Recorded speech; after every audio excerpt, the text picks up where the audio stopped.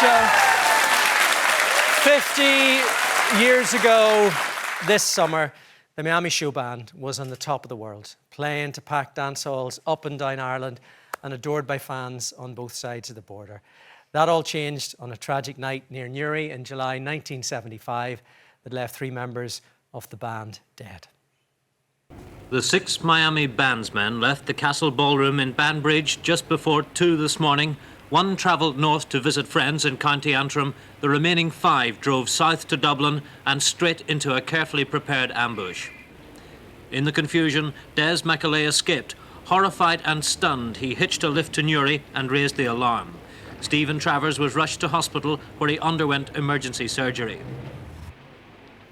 Since that day, 2 survivors of the Miami Showband have been on a lifelong mission to find out the truth and to keep the memories of their bandmates alive. They join us tonight. Would you please welcome Des Lee and Stephen Travers. Thank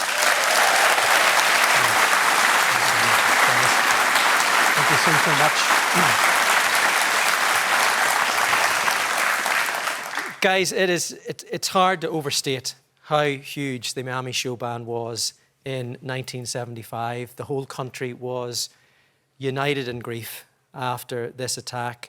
My dad was a showband promoter. I remember he cut our family holiday short to attend Fran's funeral. I remember just growing up in a showband house, and there was nobody bigger, Des, than the Miami. We were known as the Irish Beatles. You were. You really were. That's true. I'll never forget one of the biggest gigs we ever did was Leopardstown Racecourse. And there was something like 50,000 people at that racecourse to watch the Miami play live. I mean, you know, we toured all over the world. We toured all over America. I appeared in Carnegie Hall in New York. I also played with the Miami in Las Vegas. And, you know, it was an unbelievable time for me. And, you know, I have no regrets whatsoever. I loved every minute of it. The fans were amazing. And it was rock and roll. It was great. Take us back to that night in 1975 in July. You guys had just played a gig in Banbridge, Stephen. Yeah. Normally we'd have a Tuesday night off. You know, you like to have one night off in the week. So, but we did the Monday and Tuesday at the Galway races. And then we had to do the midweek one in Banbridge in the Castle Ballroom. So we did that, and Ray decided that because we were now going to have the Thursday off, Ray went home to Antrim to his parents. Ray was also in the band. Ray's the drummer, Ray Miller, yeah. And so 5 of us just set off for Dublin. As we got closer to Buskill Road there, I'm sure you know it on the way down, we were flagged down by the security force, well, what we thought was security force. You thought this was an army checkpoint? I thought this was a normal army checkpoint. We saw the red torch, which we'd seen many a time, and we were pulled over, and Bran McCoy, God rest him, he was the driver, and he told us basically not to worry, this is just an army checkpoint. So we were pulled over, and we were asked to get out of the van, which we did. And we went over and we were told to face the ditch. And then one of the guys happened to say, we're going to the van just to have a look at the minibus. And I said, do you mind if I go to the van and take my saxophone out of the minibus and put it on the road and show you that it's my saxophone? And they said, no problem. So I went to the minibus and I took my saxophone out and I put it on the road. And instead of going back to where I was in the line, which was extreme left, next to the gentleman who was causing all the shots. He was the well-dressed one with a very heavy, posh English accent.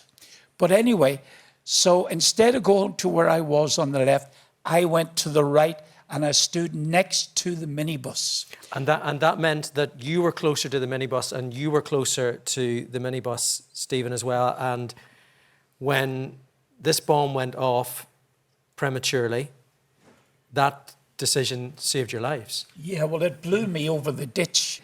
I was blown, as well as Stephen was, into the ditch down below, and there was just massive screaming and crying and shouting and gunfire, and it was just absolute mayhem.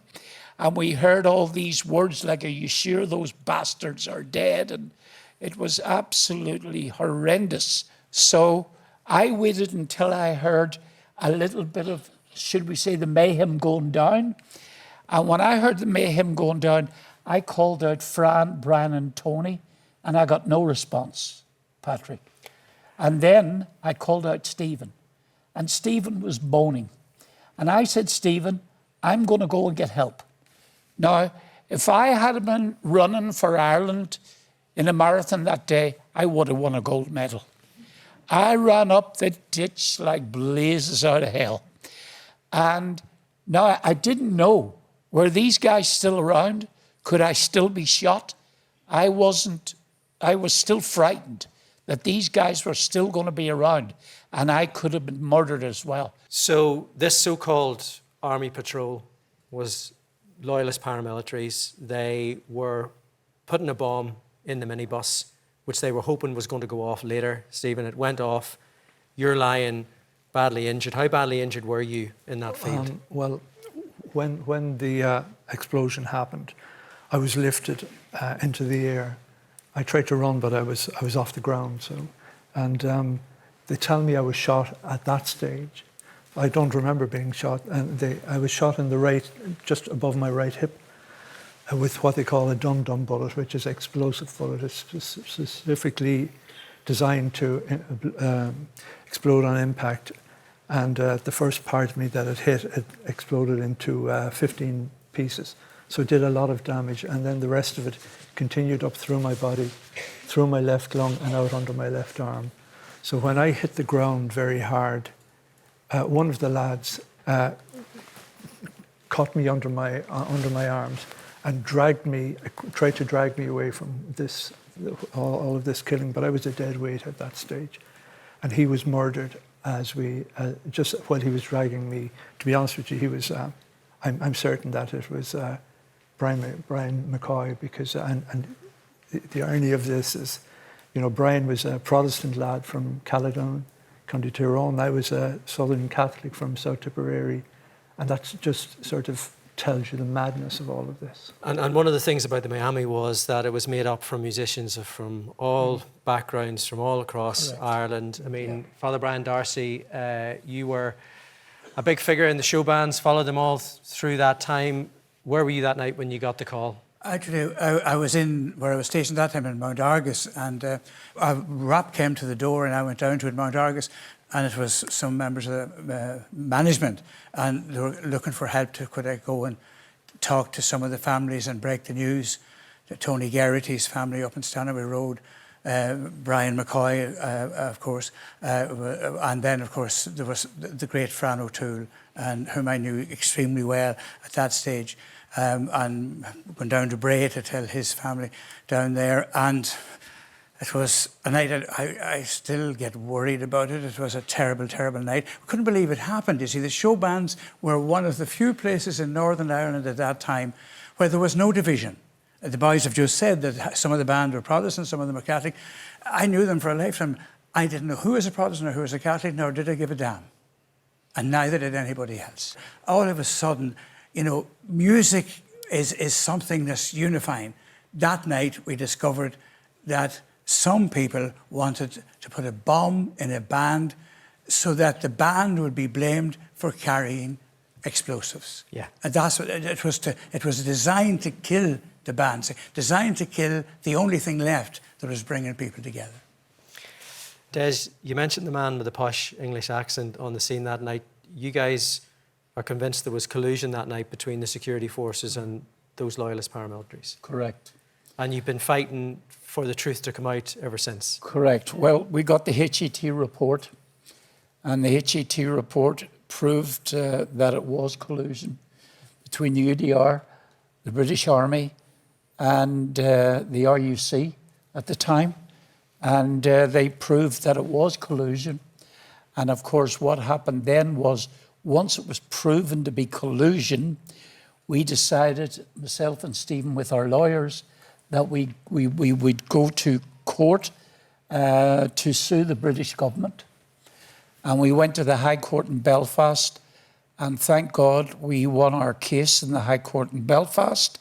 I was allowed to make an impact statement, which is still on record now and will be forever.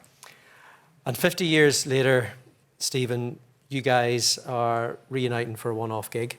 You're roping Brian in to this as well. Tell us a bit about that. Well, I sent out a few texts and made a few calls, not knowing what kind of a response I'd get.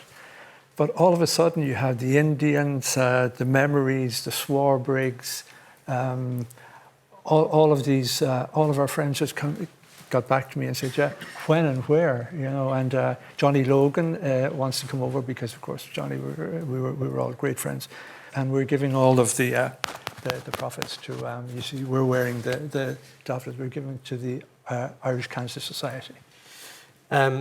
Guys, thank you so much for coming in. Thank you so much for telling your story. Thank you for keeping the spirit of the Miami Showband alive. Give it up one more time for Stephen and Des. Thank you.